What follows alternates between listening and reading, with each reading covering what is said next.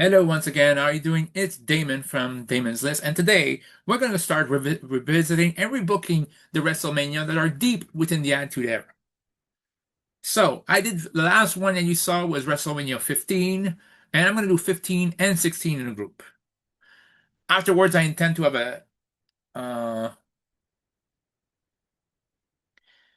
I intend to have a video talking about movies, basically top movies per year, and how to rank them basically in ascending order from basically what seem to be the years, basically what seem to be the best hit movies per year, and basically rank those years in terms of hit movies per year. So yeah, so now let's start with WrestleMania 15. What will be the change? Okay, what will be the change from WrestleMania 14 to WrestleMania 15? From WrestleMania 14 to 15, you would have basically uh the change. First of all, in terms of the WWE title scene, nothing would really change. Stone Cold would win the world title at WrestleMania 14. It would keep it till King of the Ring, where he loses for one day to Kane. Then the next day, Kane would lose it back.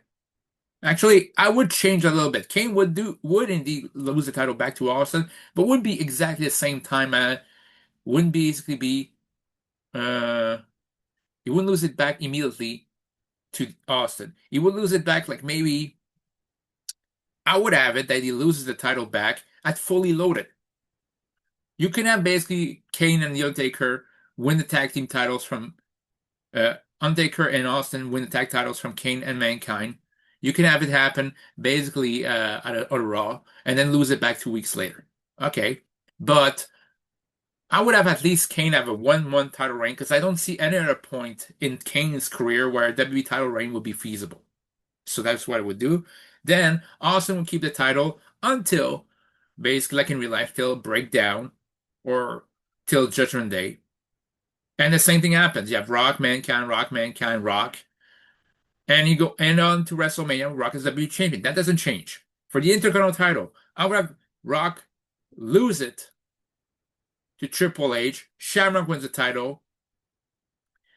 And you have Val Venus win the Intercontinental title. But Val Venus would drop it to Billy Gunn. So yeah, you could have this, or you could just have in that case Billy Gunn just wins the IC title at Royal Rumble 999. How about that? That's cleaner. For the European title, Owen Hart will keep the title until Unforgiven. We lose it to Triple H. We lose it to D'Lo Brown, and then you have D'Lo Brown, X-Pac, D'Lo Brown, X-Pac, and X-Pac carries the European title to WrestleMania 15. The women's title, Jacqueline wins it, loses it to Sable. That keeps the same thing. Lightweight title from Taka to Christian to Gilbert. That keeps the same thing. Uh, and the hardcore title. The hardcore title goes from it was Mankind to Big Boss Man to Road Dogg to Bob Ali. And I have Road Dogg regain the title the moment he comes back. That would be the change. And is there a title I forgot? No. So you see, in terms of titles, nothing much that changed. What will change, though, in this case, I would start WrestleMania 15. Sorry. WrestleMania 15. Would it be start night one, night two, around 6 matches night? The first night, it would be for the hardcore title, but it wouldn't be a triple threat. It would be a scramble. Or basically a five-way match in this case, because it'd be Road Dogg Jesse James defending title against Al Snow, against Hardcore Holly, against Bart Gunn, and against Dr. Death Steve Williams. Steve Williams should have gotten a WrestleMania match rather than basically be stuck as a masked man, which made no sense. And you integrate the JR storyline there. But it still leads up the same result. I would have Hardcore Holly win the Hardcore title at WrestleMania because he need a title change, but wouldn't pin Al Snow. He wouldn't pin Road Dogg. He would pin like I would have him basically beat Steve Williams. And then it could lead to Al Snow going for the hardcore title, and Road Dogg would have another direction going there. So yeah, for the World Tag titles, I would decide to basically have a pseudo nation reunion. It will be for the World Tag titles. I mean,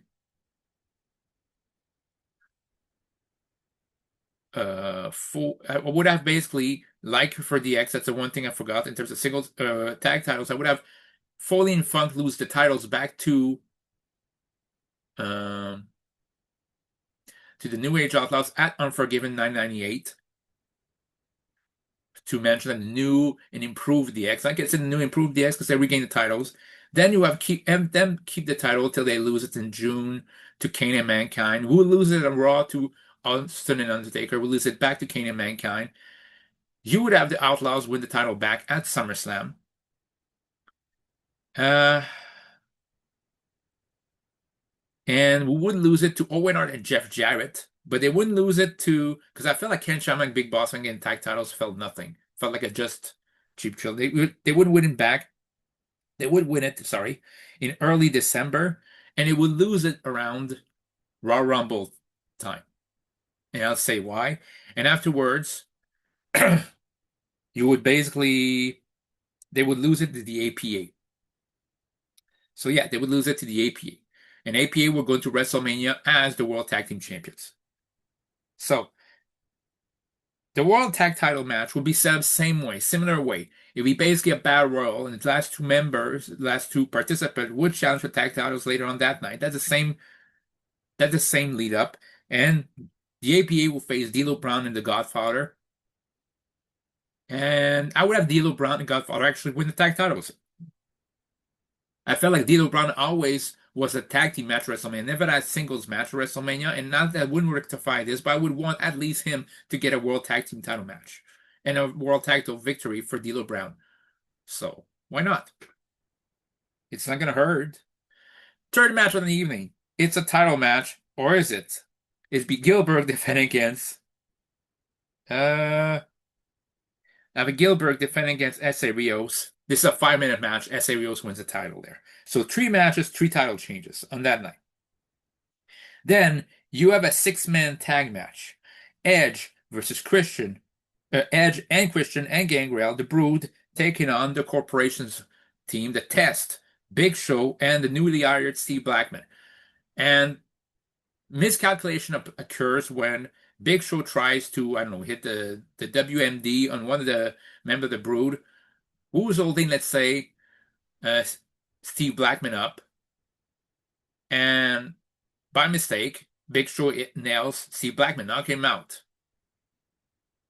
So Test is in a flurry because there already were friction between Big Show and the Corporation. Big Show never faced Austin, never got pinned by Austin, and it leads to Big Show being dropped to the outside the ring as well as Test.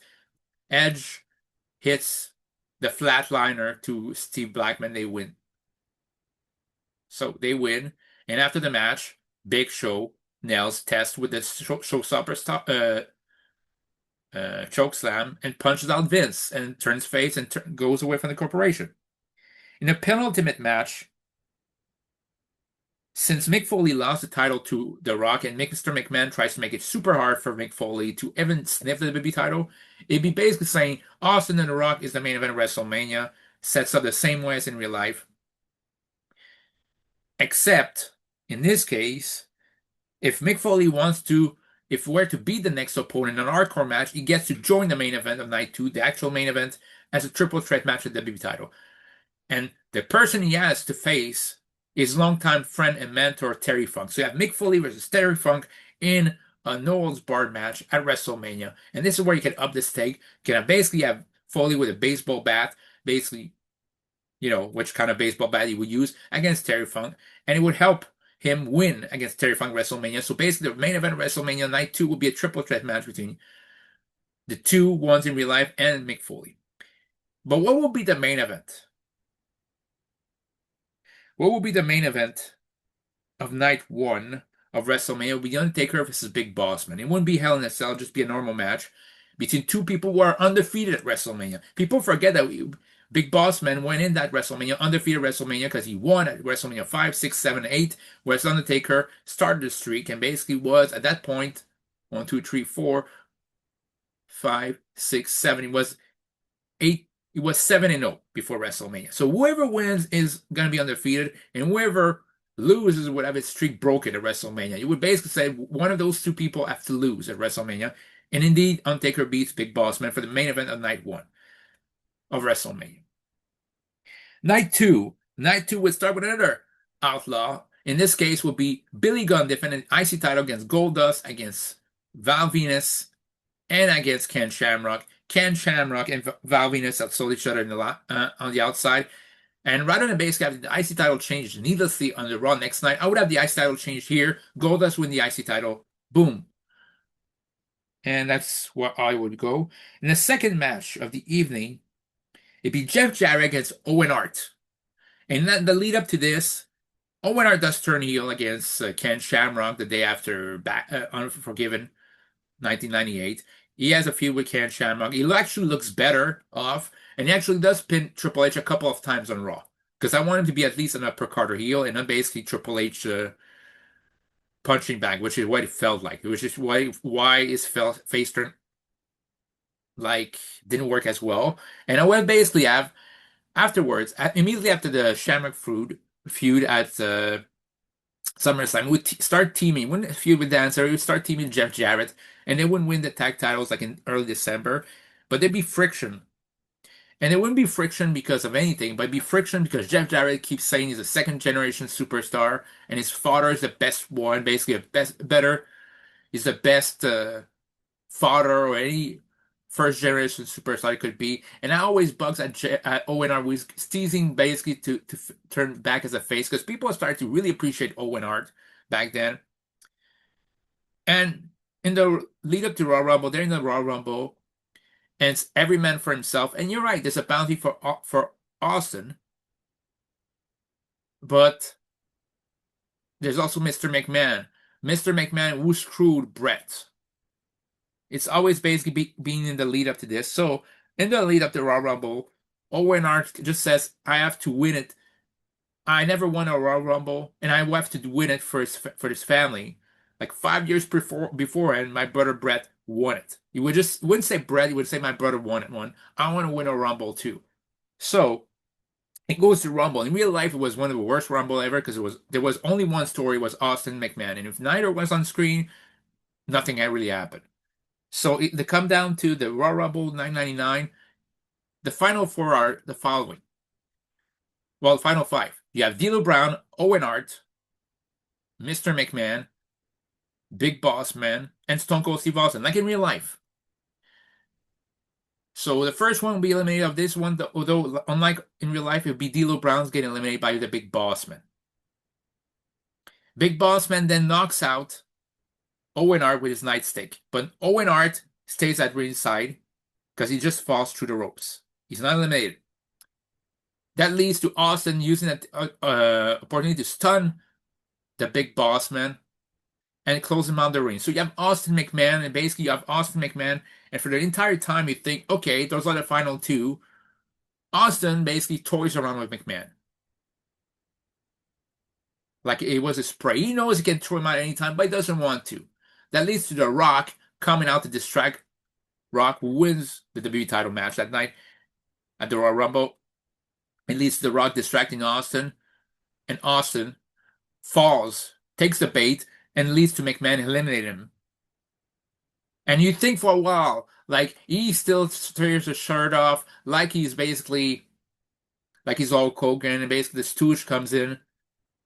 But then Owen Hart crawls right back in the ring, and Vince is like there's a tinge of worriness, but at the same time, hey, he's injured. There's nothing he can do. He's injured. He was beaten up by the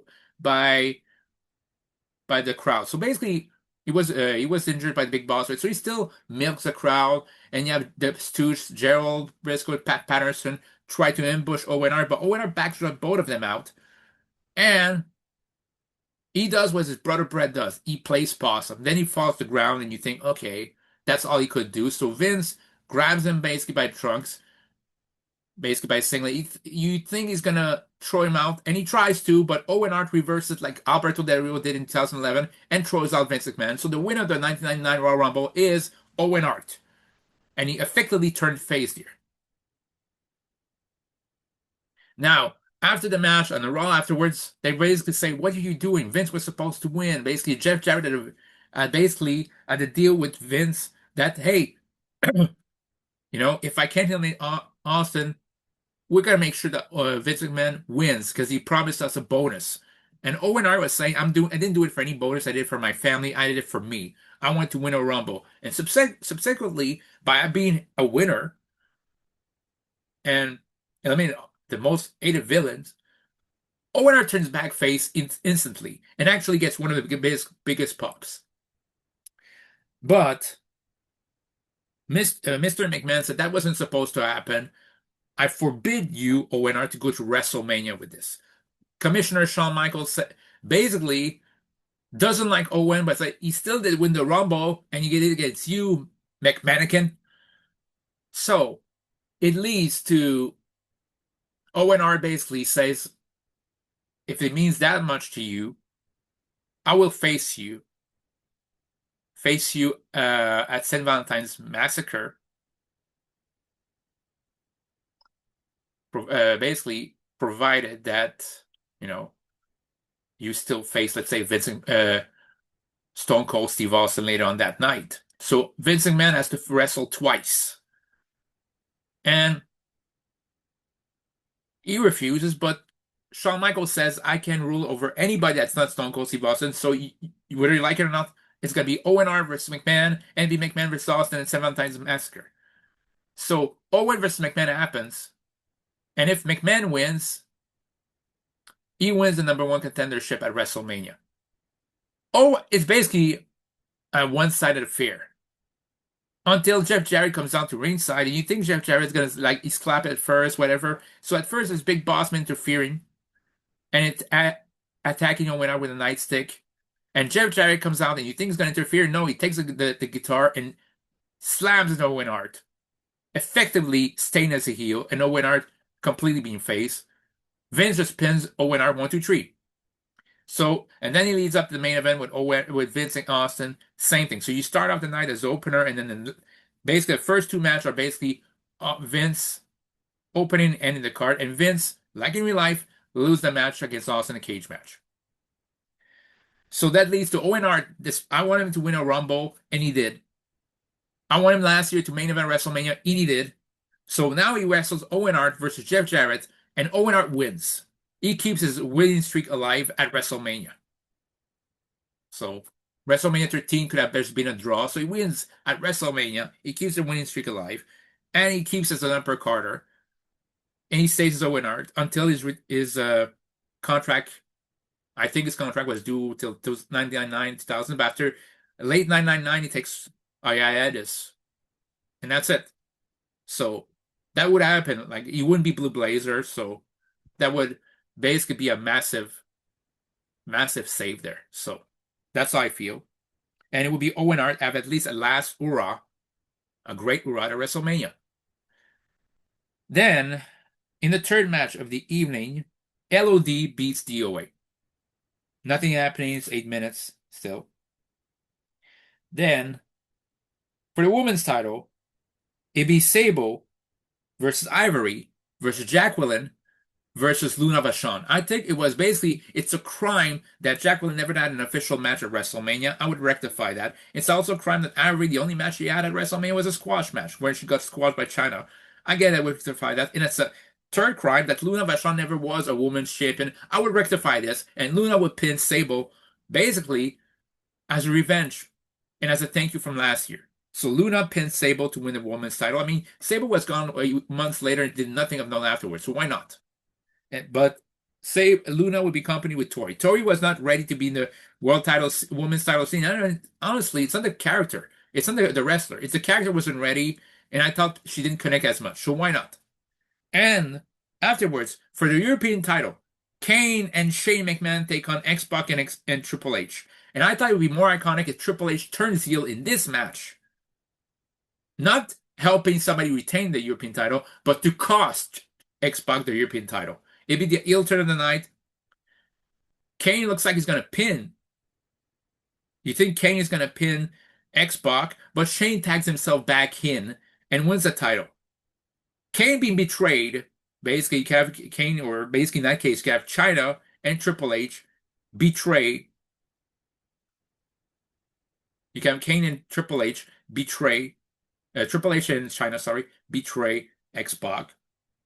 And proxy, they betrayed Kane because they thought, hey, China basically hinted that she was liking Kane as in a romantic level, but she didn't. So Kane turns face basically by proxy, chokeslam everybody in the ring, and the corporation and leaves the corporation. So same result. And the main event, it'd be Stone Cold Steve Austin defending the title against Rock and Mick Foley. No special guest referee needed.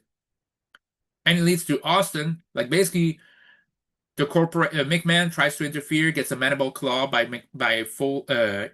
Foley gives a mandible claw to Vince McMahon. Rock nails Foley several times with a steel chair to take him out of the match, and it takes two stunners for Stone Cold Steve Austin to win the big title for the third time. So that'd be this. So let me know what you think about my rebooking of WrestleMania 15. I still don't think, despite rebooking, it'd be my best WrestleMania. I don't even think it would be the greatest WrestleMania. I just thought it was the best WrestleMania I could do with this roster at that time. So let me know what you think. See you guys later. Bye.